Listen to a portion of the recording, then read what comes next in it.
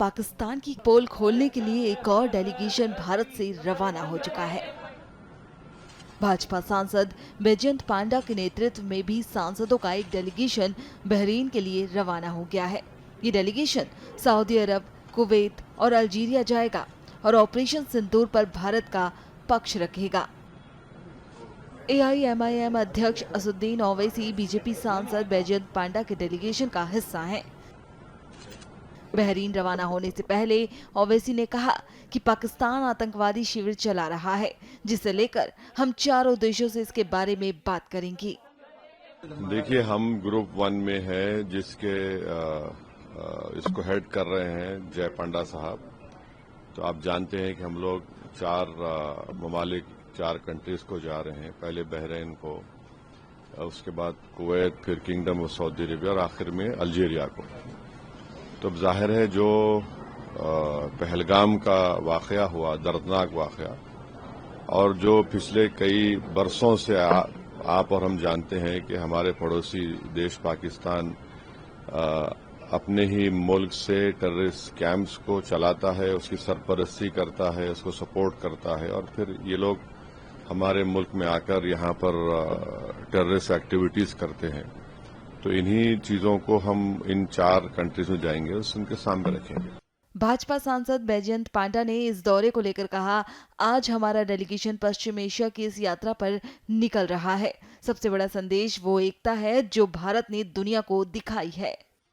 आदरणीय मोदी जी के नेतृत्व में भारत ने जो न्यू नॉर्मल सेट किया है पिछले दशक में, यह है कि आतंकवाद के लिए हमारा जीरो टॉलरेंस है। ये नया भारत है, ये जरूर हम रेस्पॉन्स देंगे, और जो कोई ऐसा हमला करने के लिए सोच रहे हैं उनको सोचना पड़ेगा कि वो बहुत महंगा पड़ेगा उनको, और ये हम करके दिखाए हैं।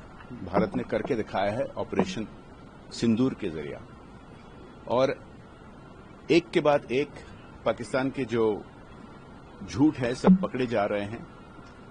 वो जो प्रकार के सब आरोप किए थे कि भारत पर हमला किया, उनके कोई प्रमाण नहीं है। हमारे फोर्सेज ने जो कहा उसके लिए सैटेलाइट पिक्चर्स, इसके लिए विभिन्न प्रकार के इंफॉर्मेशन कोरोबोरेशन है, और आदरणीय प्रधानमंत्री जी ने जिस तरह के रिलेशनशिप्स बनाए हैं पूरे दुनिया भर, उसका भी हमें बहुत फायदा मिल रहा है। एक के बाद एक विभिन्न देशों ने हमारे समर्थन कर रहे हैं, भारत के पक्ष में बोल रहे हैं। ये मैसेज लेकिन कंटिन्यूअसली लेना है, और जो विभिन्न ग्रुप्स अभी जा रहे हैं विभिन्न देशों पर, इनका यही मैसेज रहेगा। और सबसे बड़ा मैसेज, जैसे कि मैंने कहा, कि भारत का एकता का है।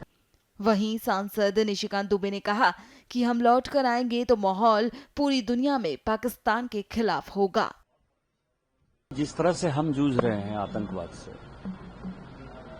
तो इन देशों में जहां हम जा रहे हैं, और जो इस्लाम के लिए सबसे महत्वपूर्ण देश है वो सऊदी अरब है, जहां मक्का है, मदीना है,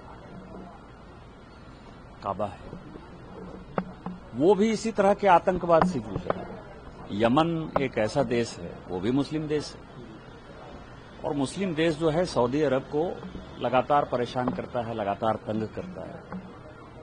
तो उनको आतंकवाद की परिभाषा पता है कि किस तरह से, क्योंकि आतंकवाद का कोई धर्म नहीं होता। पहलगांव की घटना जो है एक अलग घटना है कि पहलगांव में धर्म के आधार पर जो है पहली बार मारा गया, लेकिन जनरली ये माना गया है कि आतंकवाद जो है वो बाउंड्री के बाहर है और धर्म से ऊपर है। तो हम इन बातों को रखेंगे, क्योंकि सऊदी अरब के साथ साथ ही फॉरेन पॉलिसी बहरीन की भी उसी तरह से डिसाइडेड है, और एक दूसरे के प्रति जो है उन दोनों का कोऑपरेशन है। कुवैत का आपको पता है कि जहां हमको आगे जाना है, कि कुवैत के लिए कितना बड़ा वॉर हुआ। 91 का जो वॉर था वो भी आतंकवादी था, इंटरनल था, उसको कब्जा करने की कोशिश की थी इराक ने। तो ये सारे मुद्दे ऐसे हैं जिसमें कि हम निश्चित तौर पर अपनी बात समझाने में कामयाब होंगे। 78 साल से पाकिस्तान ने हमारे साथ क्या काम किया है, और जब हम लौट के आएंगे तो मुझे लगता है कि माहौल पूरे दुनिया में पाकिस्तान के खिलाफ होगा, और आतंकवादी राष्ट्र बनाने की तरफ जो है वो अग्रसर होगा। 2014 के बाद से जो भारत बदला है, कई नेताओं ने कहा, प्रधानमंत्री ने खुद कहा कि अब भारत बर्दाश्त नहीं करेगा और जिसको जिस आवाज में सुनाई देगी आवाज वो ही जुबान समझाई जाएगी। कि परसों प्रधानमंत्री जी ने कई एक बातें कही जो बहुत ही महत्वपूर्ण है। एक तो उन्होंने कहा कि आतंकी कोई भी घटना हो तो उसमें आतंकवादी और पाकिस्तान की सेना दोनों के बीच में कोई डिस्क्रिमिनेशन नहीं। एक बड़ा स्टैंड है भारत का 2025 में।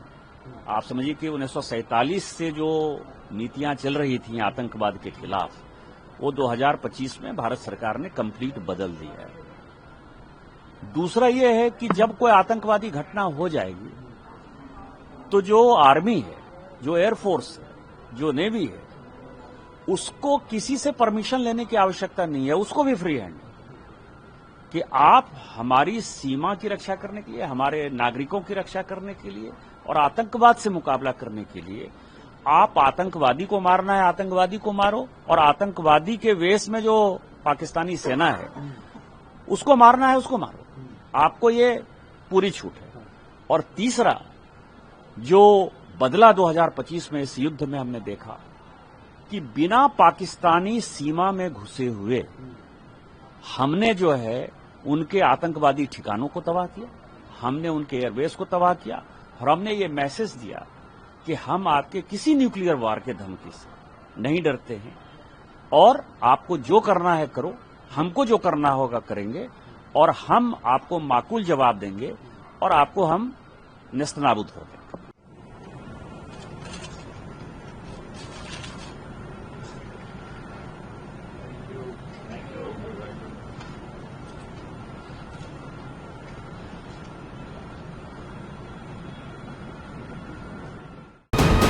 वीके न्यूज, राष्ट्र के नाम।